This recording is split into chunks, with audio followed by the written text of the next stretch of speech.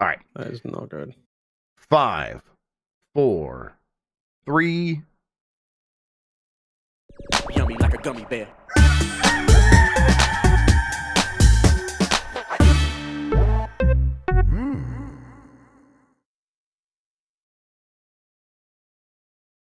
It's the internet. You're busy. Let's do this for September 6th, 2024. For the next hour or so, let me help you sort through the world of gaming on Game Mess Mornings Live with me, Jeff Grubb. Today, did Sony just reveal the PS5 Pro design? And what if Nintendo just announces a new Switch 1 in September instead?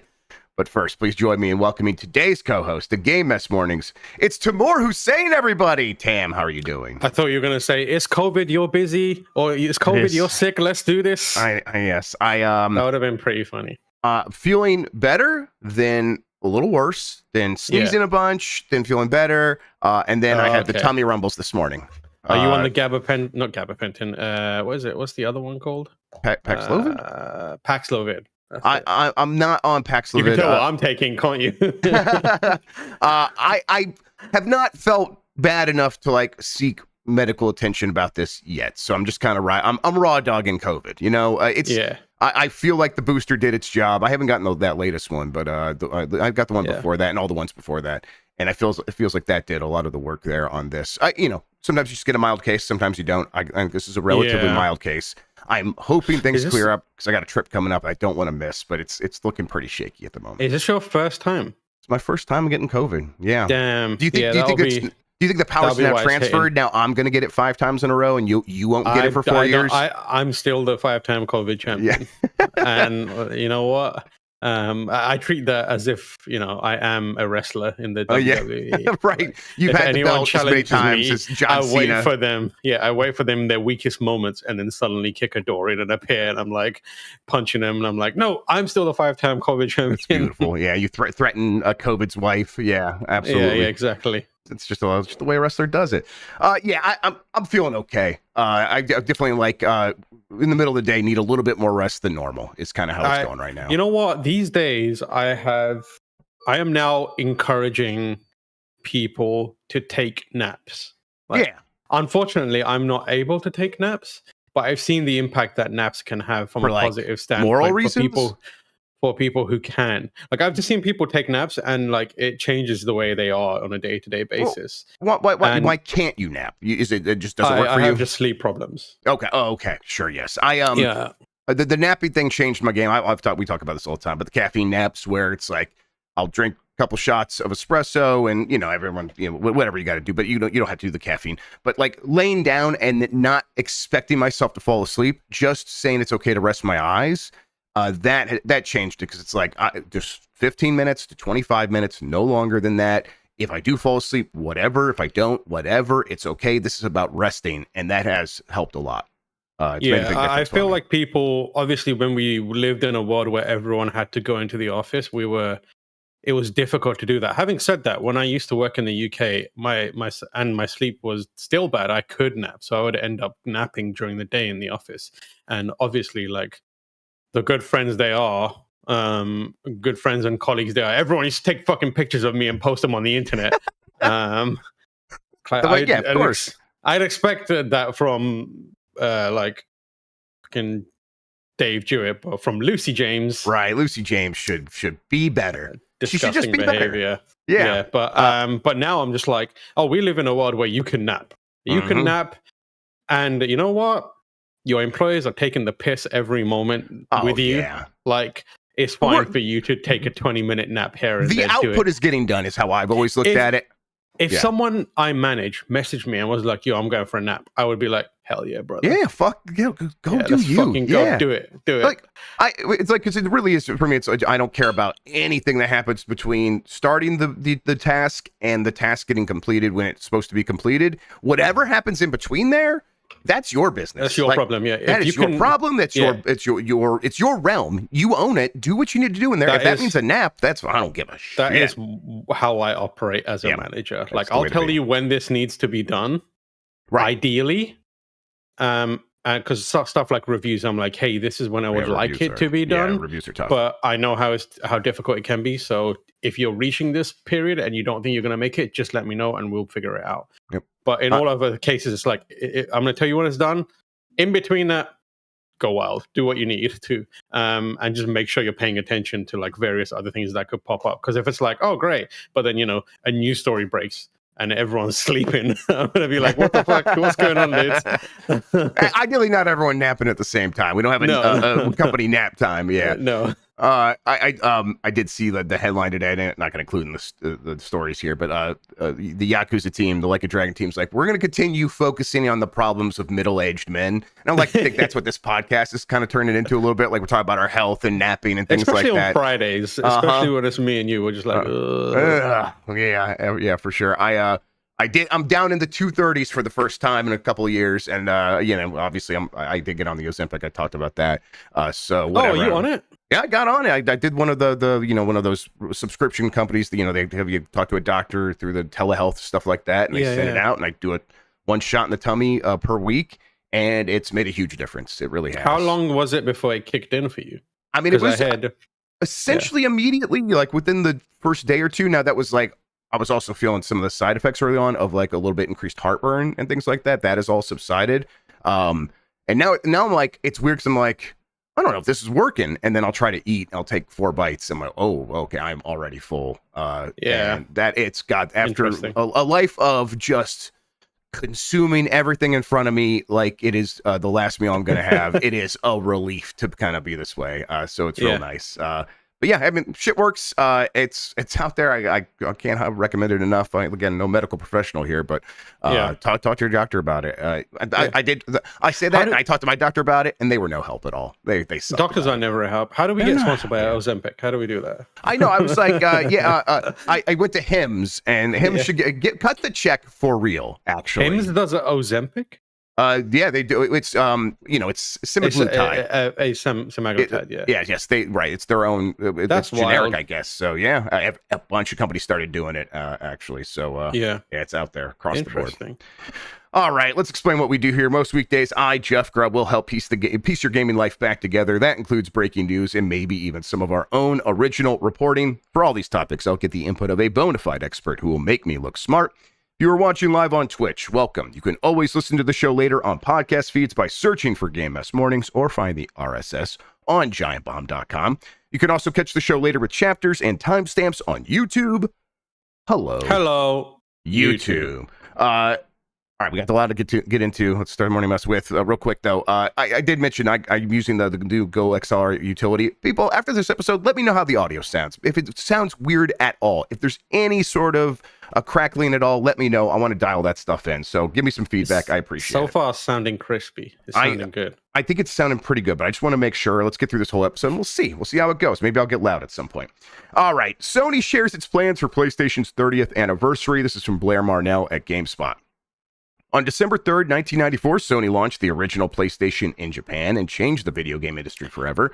American gamers didn't get their hands on PlayStation until September 9th, 1995, but Sony's not going to make us wait another year to start the celebration of PlayStation's 30th anniversary. Can we get a round of applause for PlayStation? Yeah, well, they did it. They didn't. They didn't die. They made it. You did it. If you make it to 30, the math is like you're probably going to make it to 60. So, there you go. Good job. Well done. But from October to the end of January, Sony Music will release classic PlayStation game scores on Spotify and digital music storefronts. So I should have done that a while ago. The confirmed titles include God of War, God of War 2, God of War Chains of Sparta, Twisted Metal, Starhawk, and Unit 13. A free trial version. I don't know what Unit 13 is. I didn't want to what is I didn't want to be Chains of Sparta? Isn't that one of the? Wait, is that not one of the PSP ones? Oh no, that's Ghost of Sparta. That's Ghost of Sparta, and what's the other one? Wasn't Chains of Olympus? Chains of Olympus, right? I will not have my God of War games misnamed. Okay. Do you think this is an album that's named for like music from both the games? Maybe, yeah. That's the only cool. Or this is a typo from Blair Marnell, and we got on GameSpot.com. In which case, yep. I'm gonna murder a human being today. Cam. Fucking punish I'm gonna get my Chains of Olympus out.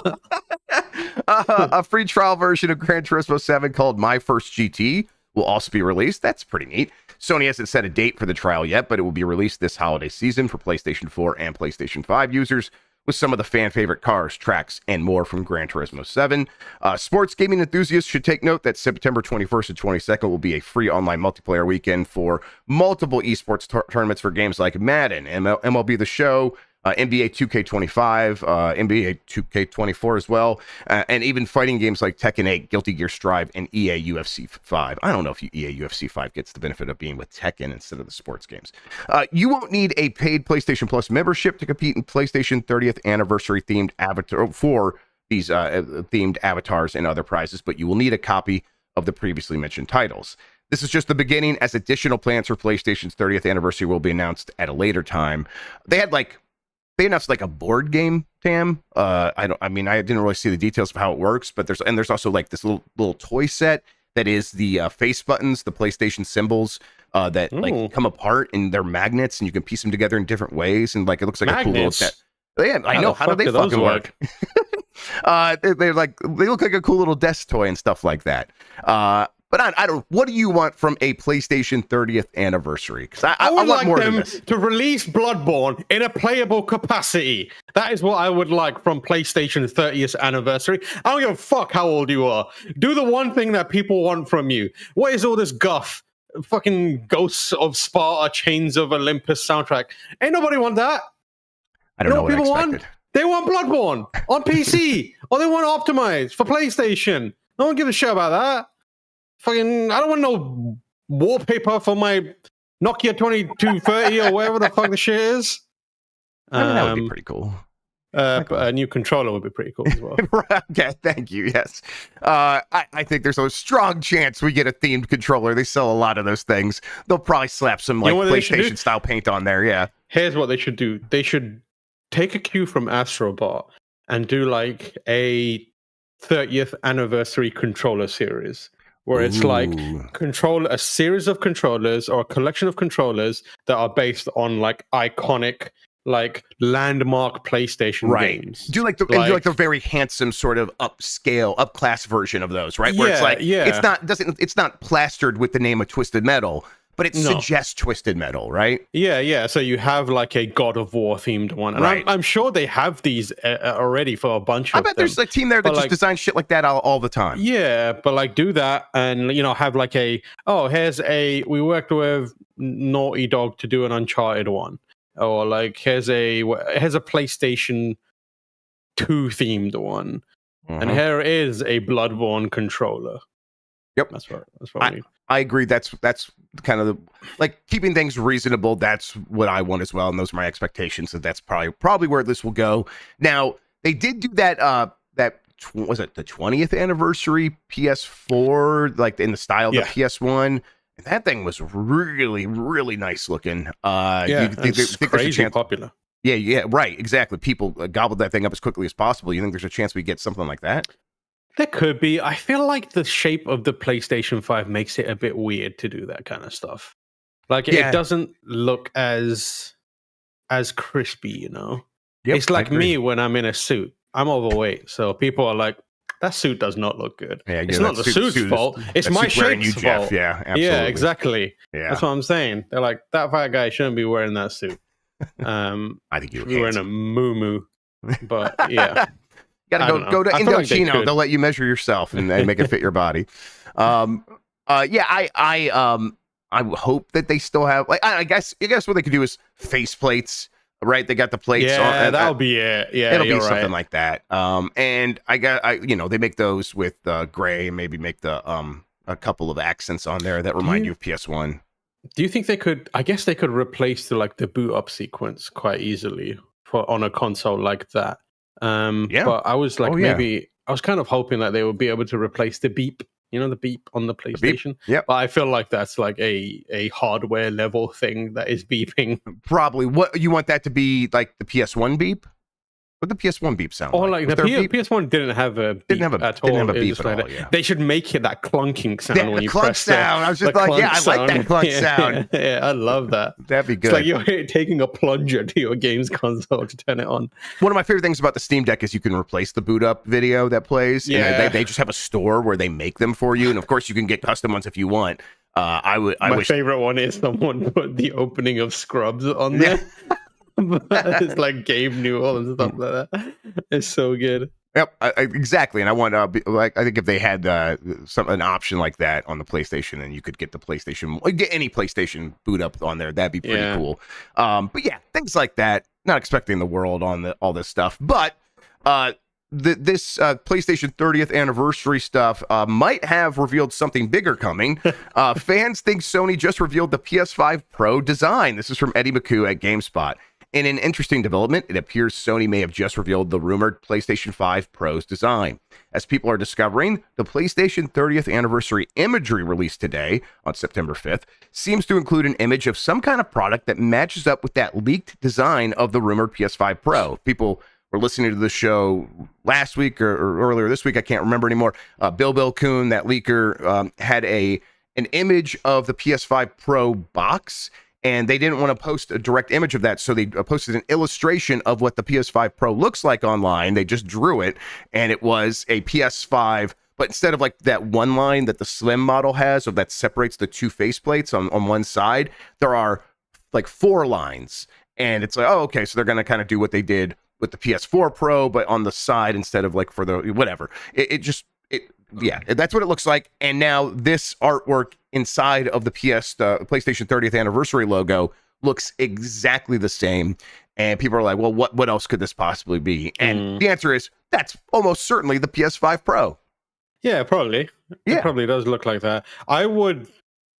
The thing about it that interests me is it looks just straight flat. Like it just looks like a square, or a rectangle, as opposed to like the weird wobbly thing, soft edges, which I have no real issue, other than I thought about taking my PlayStation with me on my travels recently in case Astro Bot came in so I could play it, which I instead took a PlayStation Portal. Was one of the biggest mistakes of my life. Yep. Just lugged that thing around the world for no fucking reason. Just useless. It was useless. Tim, I just bought a new router. I think the last time we talked about when you were buying a router, I just bought a new one. I was so happy with it. Now I hate this fucking thing. I'm gonna be like one of those people who buys a new router every 6 months until you hate the router or the portal? I hate my router. I haven't really used the portal, but I used the Chiaki 4 Deck on the Steam Deck, and it was working fine on Wi-Fi 6E for a little bit, and now that 6E signal just never is reliable anymore. It's just driving me crazy. So I honestly I should go get like an industrial router, because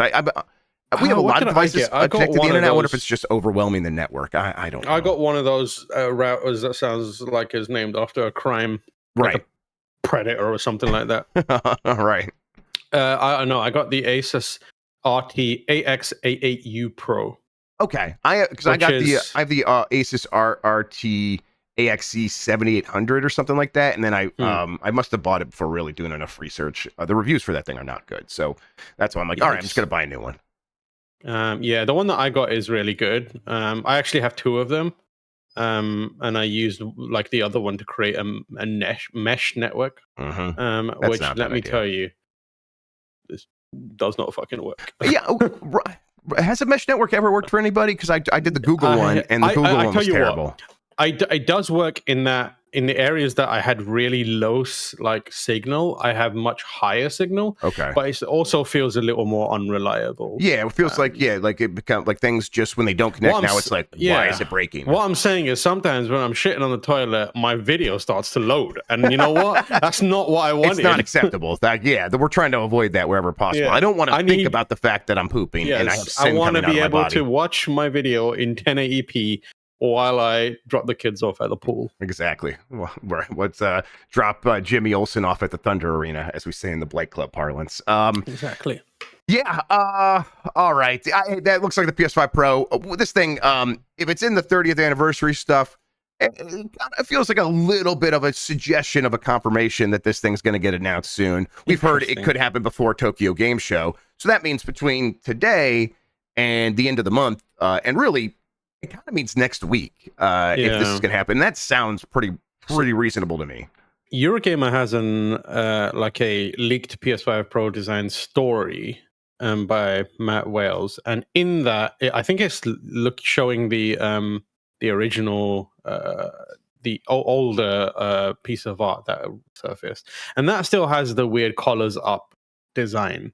Right. And I wonder how fundamental to the airflow that design is, because if they are doing a PS5 Pro, I would like them to take a different approach to design. The one that we've seen now, or the one that we've seen now in the background of the 30th anniversary art, just looks like a straight up square, which I guess there are ways to like indicate the kind of weird like shape in on a side on profile, but it doesn't do that. So I'm secretly hoping that they figured out a way to like just make it flat.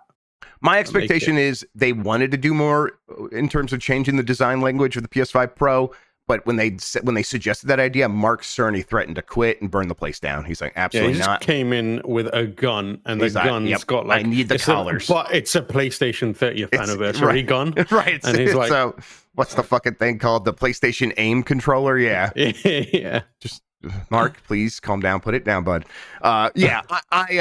It's probably going to look a lot like a PS5 Slim. And if that thing's even actually called the Slim, I think it's just called the PS5. And it will just have more lines on the side. That's probably what's going to be. So I'm a little disappointed for someone like I'm with you. I don't have a lot of problems with the way the PS5 looks overall. I just would get more Slim. The Slim looks great. Slim looks great, but I also want to get excited and have other reasons to justify purchasing this thing. And if it looked even more different, that would help with that. I think we probably get to the end of next week and this thing gets announced. That's where I'm like putting my money. I don't know, but that seems to be the way the wind is blowing. Yeah, latest TGS. Yes, right. That sounds exactly right. But I don't think Sony would like have such a narrow focused event be the place where they show off or reveal their brand new globally available piece of hardware. Right. Tokyo Game Show seems like the place where it's like once something is announced, you have meetings and updates about it, but it's maybe not the place to do the initial reveal. Maybe you announce it before Kojima shows off Death Stranding 2 and is like, well, look what this thing can do. And it's just an even higher polygon version of Norman Reedus. We do have that picture of Hideo Kojima recently posting himself playing something on a PlayStation, and he has a black tarp over what looks like that big U-shaped PlayStation Pro box that's been rumored to be out there for a while. So yeah, he's been working on the PS5 Pro, it seems like. So yeah, I would expect him to be a marquee game that shows off what that thing can do. I was like, anecdotally, I got a lot of folks, like not folks, but like a lot of the games that I saw at Gamescom were like running a bit weird, and I was like, how have we reached here this quickly? That's very strange. So it feels like the right time for like a hardware revision to come along. That's a little more powerful. And that was also some of the reporting is like when developers were talking to each other at Gamescom, they were openly talking about the PS5 Pro. So that says to me that everyone there is expecting this thing to be here anytime now. And then, the other side of the reporting is November is when this thing actually comes out. So you kind of can't wait much longer to announce it. No. Price drop for the old one, new one available for Christmas. Well, yeah. How much of a price drop do you think, though? I think it's going to be like a minuscule price drop. They're going to be like, this is $5 cheaper. Good job. I feel like $50 is probably the max. We got this next story here. Or they keep it at the same price and like pack in more stuff. Like, it's got Astro Bot on it. It's got all the Uncharted. It's got Last of Us on there, right? There's a Last of Us bundle and there's a Horizon bundle, and it has all of those games. And I think that's very likely. Speaking of price, next story: PS5 Pro could be $650. An analyst says this. This is from Eddie McHugh at GameSpot. A new, more powerful version of the PS5 is reportedly primed for announcement soon. And while the rumored PS5 Pro system hasn't been officially confirmed, video game industry analysts are weighing in with their thoughts about it. Circuit Toto of Canton Games told IGN that there is no doubt that a PS5 Pro is on the way. What form it takes and what upgrades it might offer over the existing PS5 remains a mystery, but it will be more expensive than the PS5, the analyst noted. Toto said the PS5 Pro is likely to cost $600 or $650 when it's released, and that the existing PS5, which costs $500, will not receive a price cut. Michael Wagner of Newzoo said history suggests that the PS5 will receive a price cut when the PS5 Pro launches, citing the precedent of the PS4 getting a price cut when the PS4 Pro came out. Daniel Ahmad of Nico Partners said this generation isn't the same as past ones in part because production and shipping costs are not declining like they did with previous generations. All that stuff remains very high. And I just think the people showing up to buy these things are the least price sensitive customers because they're the biggest fans, and this is their primary source, their primary hobby, their primary source of entertainment. They're the ones who could charge the most. So I think I tend to still agree with you, Tam, that while maybe the price doesn't go down, they find ways to increase the perceived value by bundling in more stuff this holiday. That feels right to me. And then that helps them tell the story of, and then if you want all the new bells and whistles, 45% improved rasterization performance, and twice the performance for ray tracing, all that stuff, well, boy, do we have the box for you. And the people that care about that stuff are the people that will spend $650, or they'll trade in their old PS5 and save a little bit and spend $350 on this. That sounds like that's how it's going to go. Yeah, I feel like the value proposition changing is where it's at. Yeah. Especially given everything that people are saying about cost of the stuff recently. Excuse me. Yeah, no problem. I feel like there's a good chance. I wonder if they like do bundles with the slim one as well. Yeah. Or if it's just the OG unit that gets priced. Right. I guess they do. Do they still sell the original PS5? I haven't paid attention. I think they do. Yeah, I thought they did. I have seen it in a few places.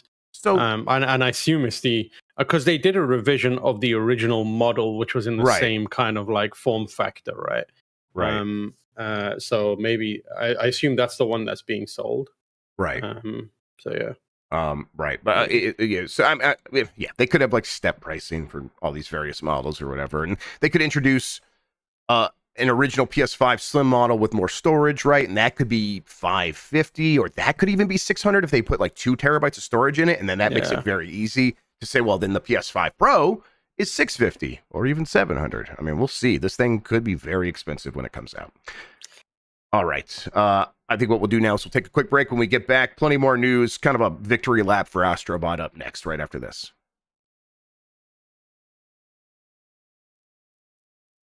All right, let's get right back into it. Astro Bot is the best reviewed game of the year so far. This is from Darren Bonthus at GameSpot. Between new Warhammer 40K, Harry Potter, and soccer simulator games, September is shaping up to be a packed month on the gaming calendar. But the best reviewed game of the month and the year thus far has just launched in the form of Astro Bot, a new adventure starring Sony's adorable mechanical mascot. Astro Bot has been a critical smash hit, as numerous reviews have praised it for being an exciting platformer that is a joy to play and uses the DualSense controller to create immersive gameplay. It has a 94 on Metacritic, which makes it the best like standalone game. I think Shadow of the Erdtree is higher, but that's DLC. But outside of Shadow of the Erdtree, there is no better reviewed game released this year than Astro Bot.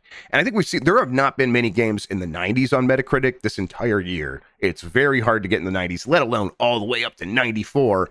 If you sort by genre and on Metacritic and you go to platformers, I think maybe you think you can do it by 3D platformers.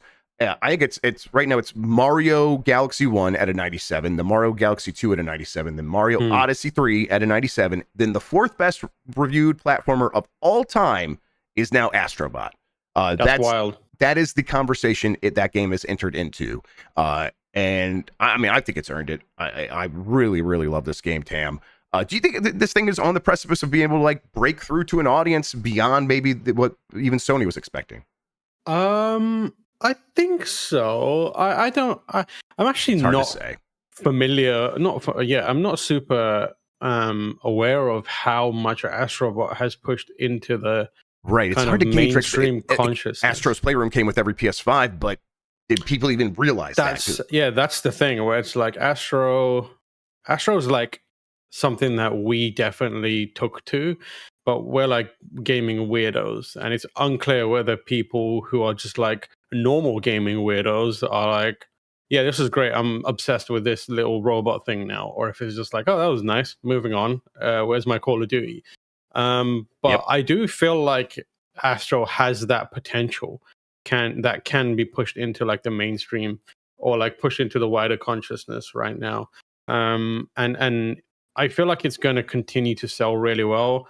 I think the word of mouth is going to do a lot of good work for it, especially as like we come into like the holiday period where there's potentially a new console available and a cheaper version of the PlayStation 5, the word of mouth of people saying, hey, this Astro game is unreal. You got to play this. If you're getting a PlayStation 5, you got to have this for your kid or for yourself. If you're, whatever age you are, it works for everyone. That's the genius of that game. It's like, it doesn't matter how old you are. It's a joy to play regardless.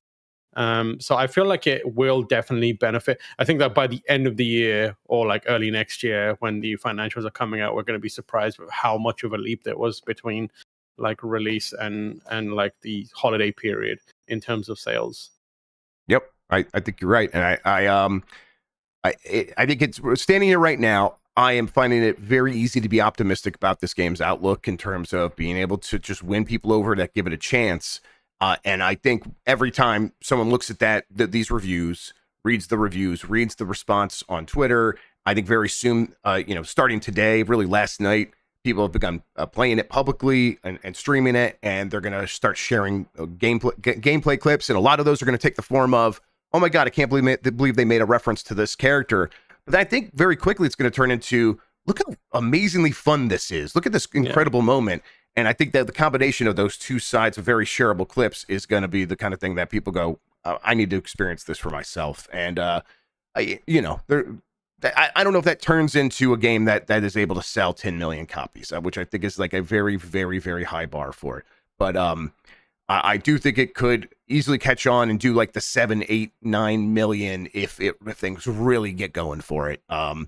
And I also think it'll have a long tail. I think it's the kind of game where if you're picking up a PS5, maybe it's the other game you get besides Spider-Man, and then your flavor of game that you always get, which is whether that's a sports game or a shooter or something like that. This is like, hey, this is a good thing I'll get for this, and me and my kids might play it. I think there's a chance it falls into that category, and I hope it does.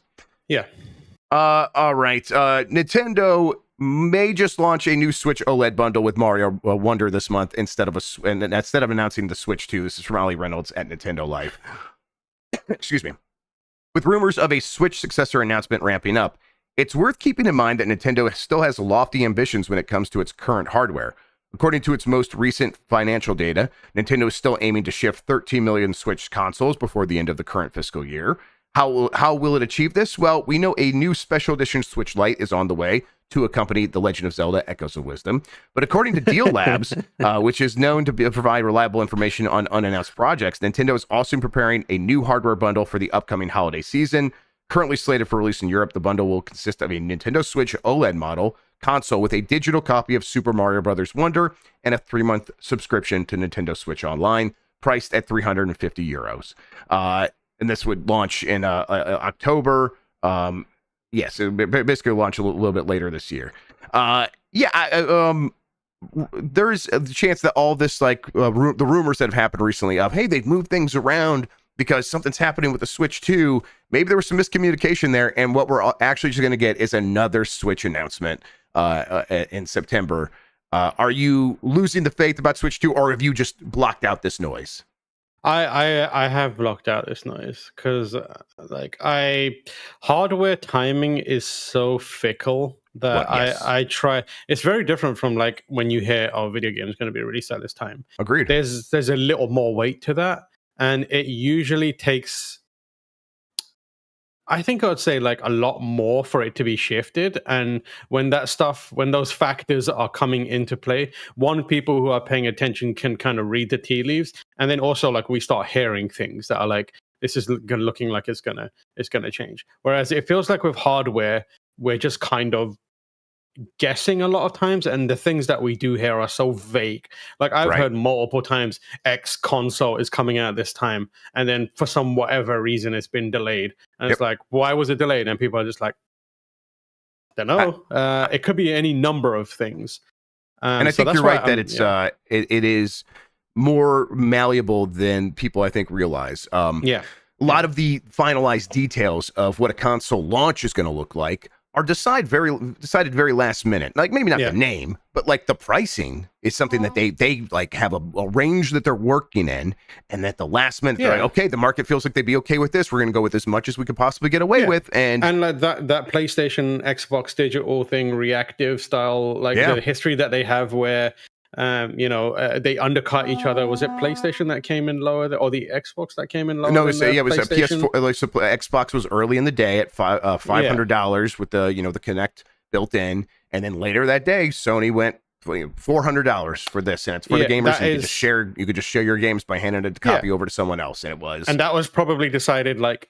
We know for a fact that the game sharing thing was made last minute as a reaction. Yes, it's all that stuff was right there, and the pricing, going back to the beginning of PlayStation, we know that the pricing was something that they were using as a tool to fight against Sega, because they were like, we want to push Sega out as much as possible because we know we're not going to be able to get rid of Nintendo necessarily, but if we can take over what Sega has, and the way we're going to do that is we will always be $100 cheaper than the Saturn. So when Saturn gets announced this price, well, we're just going to come out and say $299, and then when Saturn tries to make a price cut happen, even though it was losing a ton of money, PlayStation was cheaper enough to manufacture. They're like, every time that would happen, Sony would cut their price again, and it was a tool that they wielded against Sega, and nothing's changed in that stuff.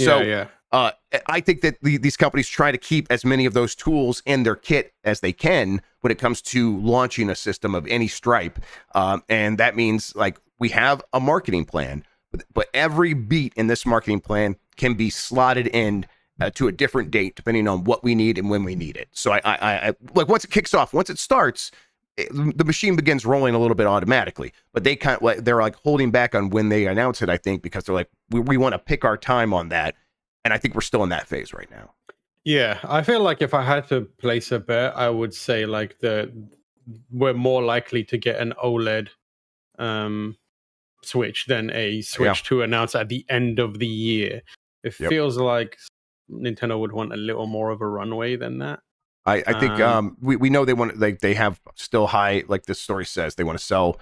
They sold 2 million Switches in that one quarter that they've reported so far for their fiscal year. They still have to sell another 13 million this year. How do they do that? Some aggressive bundling seems like the answer, and that's probably what they're going to focus on before they start getting people too excited about the Switch 2. I laughed earlier because when you mentioned the Switch, that's the Zelda Switch, because during PAX we took our good friend of the show, Ben Starr, with us to a bunch of appointments. That's right. And one of them was the Zelda appointment, and we were in the room getting a presentation, and then the person giving a presentation was like, and we'll have this new OLED Switch which has got the Zelda stuff on it, and they step aside and the Switch was behind him the entire time, and all you hear is Ben go, "Wow." Literally no one else in the room made any noises. It's just him going, "Wow." Oh, the wonder of a child. Oh, yeah. Sweet boy Ben Starr. It was so funny. I wish I could have captured that moment. Everyone turned, look at him, and he was like, some Nintendo security footage somewhere has that, and they watch it all the time when they're feeling down. It was so cute and so funny. That's incredible. All right, so we don't know when Nintendo's going to announce anything. There's still a chance a Switch 2 could get announced this month, even if there is an OLED model coming as well. Or, there's a chance that we don't hear about a Switch 2 until March. Like that, both things are possible. But it's coming, and Nintendo has spent a lot of money investing in getting this thing up and off the ground. In fact, Nintendo R&D spending peaks to nearly $1 billion in the lead up to the Switch 2. That's a headline from Ryan Perino at GameRanks. As reported by TweakTown, Nintendo has increased their spending on research and development this year at a staggering 22-year peak. In fiscal year April 2001 to March 2002, at the start of the GameCube's lifetime, Nintendo spent 17 billion yen. In fiscal year April 2023 to March 2024, Nintendo spent 137.7 billion yen, or about $911 million. This amount also accounts for 8% of Nintendo's net sales for the past fiscal year, so it is a significant amount that was taken from their cash reserves. Nintendo has been slowly increasing their R&D through the decades. The fact that they are now reaching nearly $1 billion indicates that even the company's conservative methods of keeping up with the industry has still forced them to reach an obscenely high amount of spending. This also lines up with the rumors that have recently come up in relation to the Switch 2. Last month, we reported on WellTrend stating production of Switch 2 components has begun. Yesterday, business analyst David Gibson pointed out that another Nintendo partner, Hussain, has spent 2 billion yen on production equipment and 1 billion yen on automation.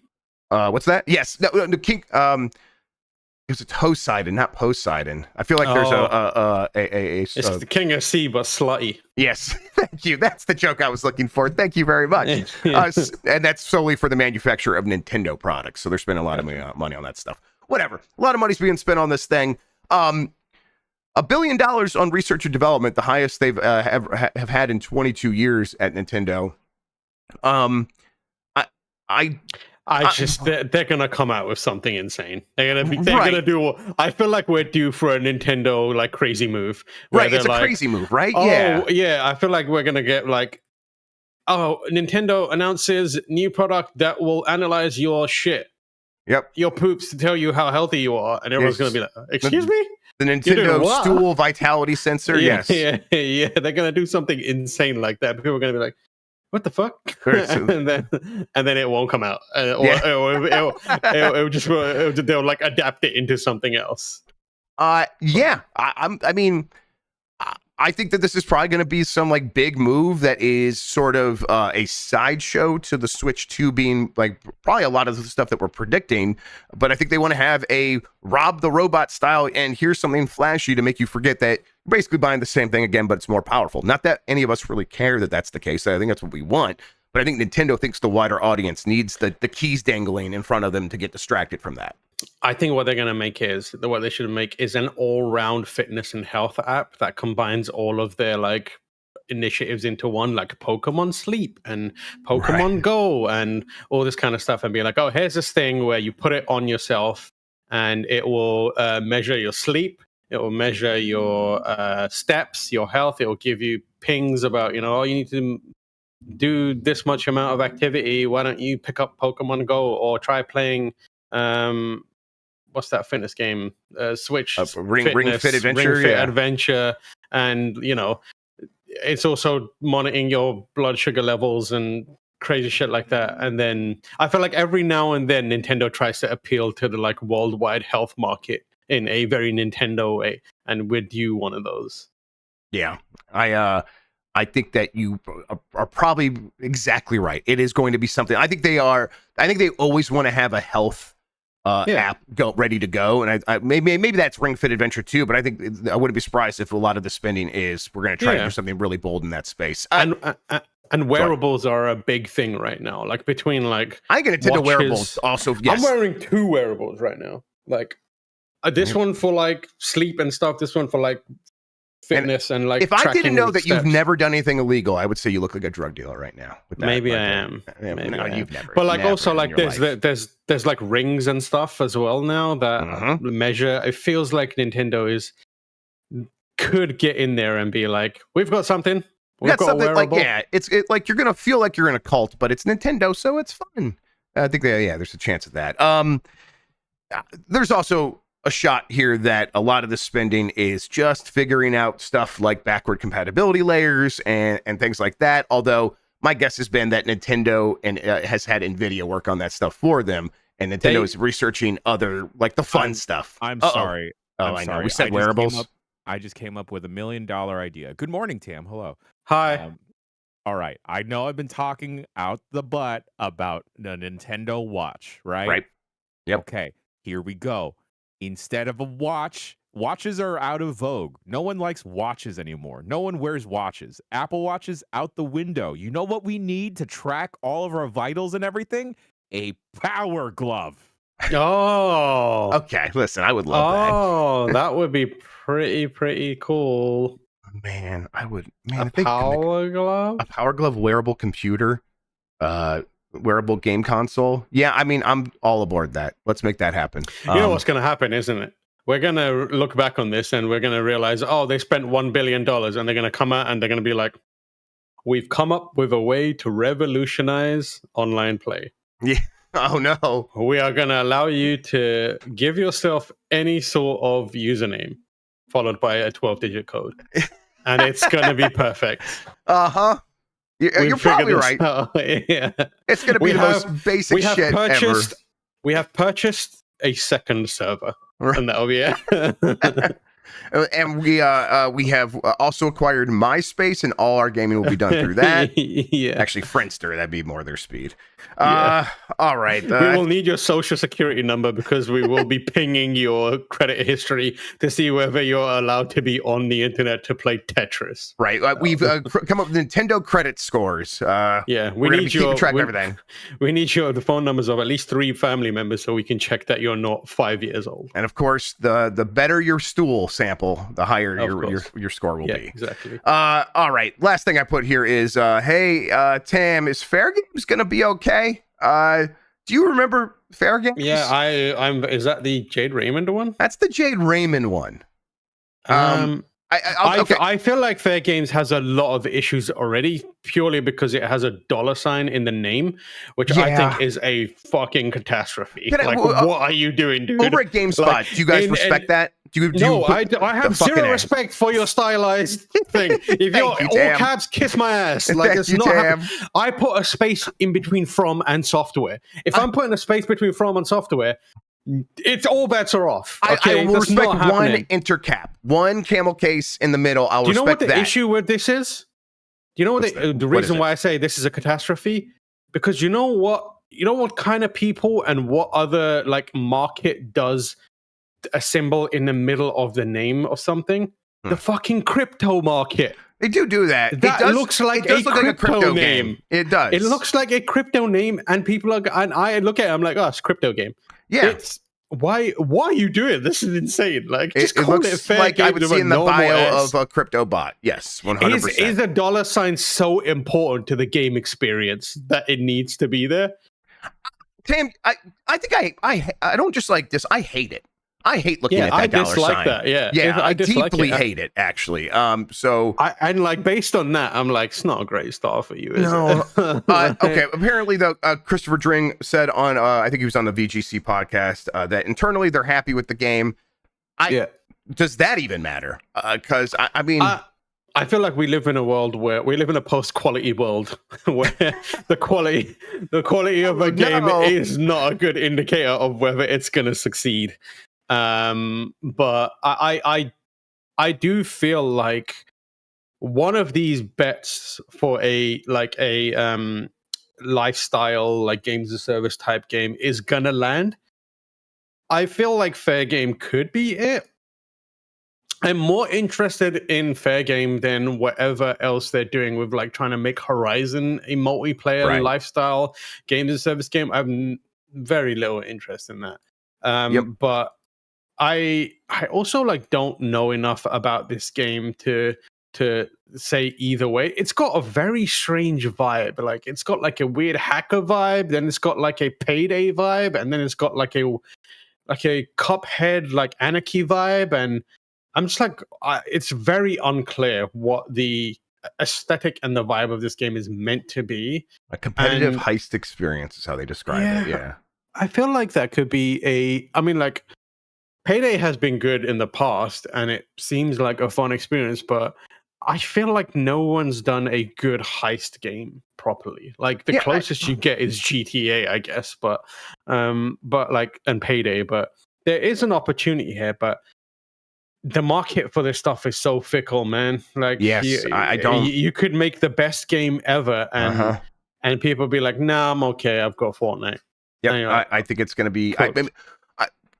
Maybe there was a chance this game was going to be $40. At this point, they just got to start it off free to play, right? They cannot put a price tag on this. At least in PlayStation Plus day one, at the very least, I think they can do that. If this is a game that has a roadmap where people need to pay more money for additional content, they cannot put a price tag on the entry point of this. That is, in this day and age, that is slowly plunging a knife into your game. It's rough, and chances are people are going to reply and be like, that is so unrealistic, we have to put a price, it's so expensive. I completely understand, but you know who doesn't care? The people who are relying on paying to pay money. They do not give a shit how much money you have spent making this game. They don't care how much of years of your life has gone into this, which is incredibly sad, but ultimately they will make a snap decision in a moment to be like, I'll check this out. And the barrier to making that moment to happen to, I'll check this out, is a price tag. That is where thought starts to come into it. And at that point they think, well, I could play this, but I am spending money on Destiny, Warframe, World of Warcraft, whatever it may be, and then that is a very, very, very high wall to get over. Yep. I think you nailed it. Like that, you could spend 6, 7, 8 years on a game, and that snap decision people make. There's just no, crossing that gap. The people consuming the game, the people making the game, they're so far apart. And I just don't envy being on the side of trying to figure out what that fickle market is going to be looking for. Here's an idea for Sony. Here's an idea. If you want a lifestyle game, think about this: 100 hunters parachute into Yharnam. Go from there. I think you might have something. I think get going on that. You own that shit, Sony. You can do that if you want. All right. I got a poll question from yesterday. Let me bring it up here and then put it there and then put it in front of your eyeballs and your ear holes. All right. Are you getting Astro Bot? See, 60% said yes, 40% said no on 3,000 votes. That 40% is going to have the saddest next couple of weeks. I think so. Yeah, I bet, and I think you're right. That word of mouth, people will be won over here in the next couple of days, and they will feel bad about missing out on the party. All right. We have a new poll question coming up in a second. Before we do that, Tam, where can people find you on the internet? What do you have going on? All that good stuff. We're recording at Jeff's today. We had a bunch of like scheduling snafus recently because we've been traveling and various other projects have come in and got in the way and it's been very busy. So we're recording that today. So hopefully that'll be up early next week. And then beyond that, do we have UPF today? We have UPF. We're going to be playing Astro. We're playing Astro on the website today. Perfect. Really looking forward to that. It's my fault. We were going to do a catch-up stream where we played a bunch of games yesterday, but we did the BCR yesterday instead. So we'll play some Astro today. Next week, we'll try to do a catch-up stream. Also want to play some of that multiplayer Space Marine 2. I started that game. Yeah. It's really solid. It feels like they were like, what if we made a Gears of War game? Again, yeah. I some agree. Doom in there. I agree. You have to be careful whenever you compare the Warhammer 40K to Gears of War, because Dean did that once. Now, Dean did it being like they were copying Gears of War. Dean? Who's Dean? Dean Takahashi from GamesBeat. He said it once, and the Space Marine fans... Yeah, the Cuphead guy. And they lost their mind at him for weeks and weeks and weeks. And so I'm always like afraid to be like, this kind of reminds me of Gears of War. I feel like Dean could say anything and people will be like, the Cuphead guy is here saying stuff. Let's get him. Henry Cavill's going to show up and beat him down. Yeah, 100%. Yeah, exactly. I mean, like, also, like, if you're crying because someone said the Space Marine is like Gears of War, you're the worst kind of Warhammer pervert, and I live to see you cry. Yeah, we have no respect for you. I'm sorry. Yeah, we have no respect for you. I respect people who like Warhammer. I'm one of those people who eternally wants to get into Warhammer, but instead just looks from a distance and goes, that seems nice over there. Seems really cool. I'll have like a little taste whenever I can get in. But the people who come in and like, you don't know Warhammer, you cannot say it. I'm like, eat my ass, shut up. I think this is the good game to get that taste, because they are doing a lot of good stuff with that dark sci-fi grim dark. It's called Grubb. Don't get it wrong. Right. It's called grim dark. You're right. I gotta remember the brand. All right. New poll question. How are you feeling about Fairgames? Why are there so many Marvel vs. Capcom gifs in the chat? I just looked over at it.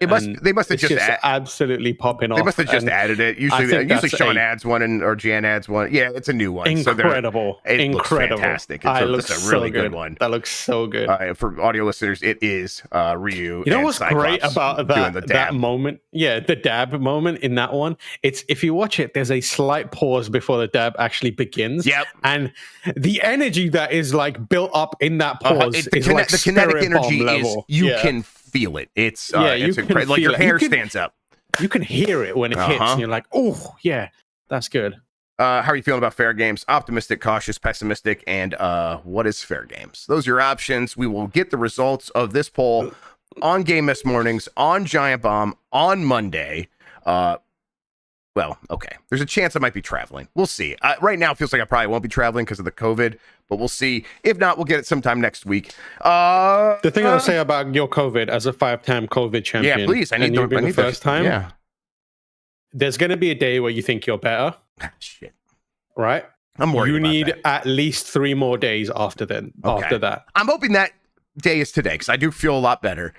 And then, no, you will know when that day is. And if you're not sure if it's today, it's not today. Fuck. There's going to be a day where you wake up and you're like, oh, I feel good. Okay. That is the day where you need to feel like that today. No. Yeah, Okay. you need to add 2 to 3 days on top, because that is where I've had that mistake. First couple of times I was like, I feel good, and then like just backslide hard, and I was like, I should have prepared for that. So you don't want to be on a travel thing and then being like, oh shit, this is getting bad again. Yeah, I mean, I haven't even had any negative tests yet. So the idea of me traveling by Monday seems really slim in this moment.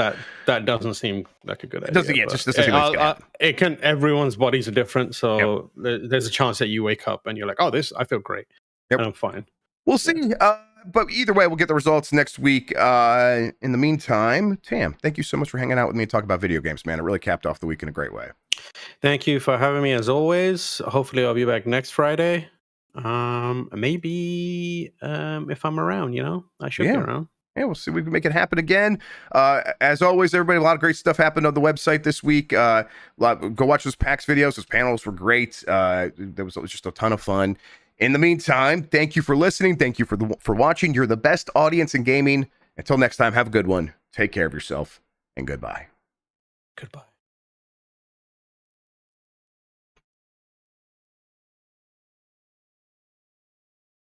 All right, we are